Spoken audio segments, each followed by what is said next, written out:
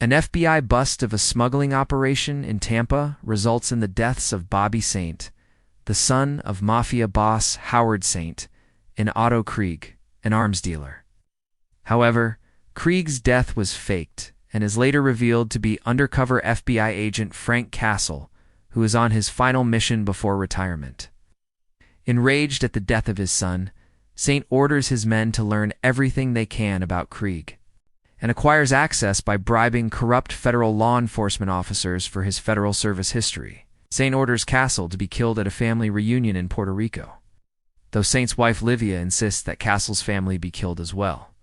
At the reunion, Saint's men, including Saint's best friend Quentin Glass and Bobby's older brother John, kill Castle's entire family.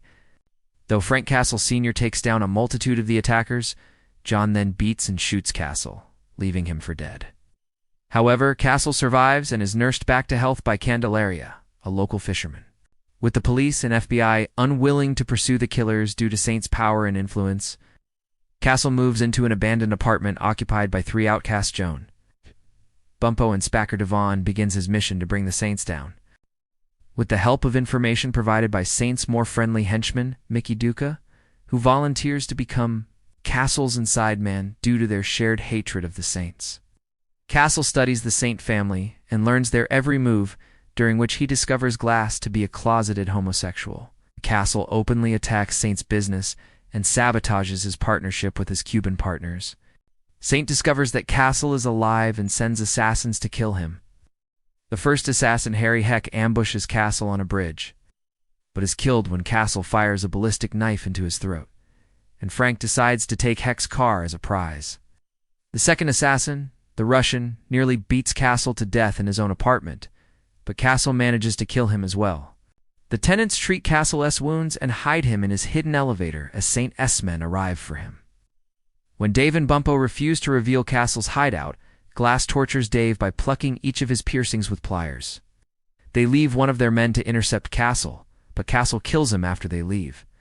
With Mickey's help, Castle poses as an anonymous blackmailer and arranges for Glass to be at certain places while planting Livia's car in the same location and ultimately placing one of Livia's earrings in Glass's bed. When Saint finds the earrings, he stabs Glass to death. Livia is confronted about the supposedly existing affair with Quentin, and despite her protests that Glass was gay, Howard is steadfast as he throws Livia off an overpass onto a railroad track, where she is run over by a train. With Saint despondent, Castle attacks Saints, Club Saints and Sinners, and kills every member of his mob. Including John, Howard escapes the building despite being wounded. Castle pursues him and shoots him in a duel. Saint lies dying. Castle reveals his schemes that led Saint to kill his friend and wife.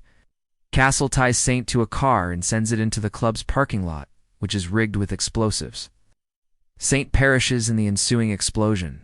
Castle returns home and prepares to kill himself with his mission fulfilled, but decides to continue to fight crime after seeing a vision of his wife. Castle leaves some of Saint S's money as a farewell gift to the tenants for protecting him, and is then seen standing alone on the Sunshine Skyway Bridge at sunset. In a voiceover, Castle assumes the new identity of Punisher and vows to kill any criminal who harms innocent people in any way. Thanks for watching. Follow for more.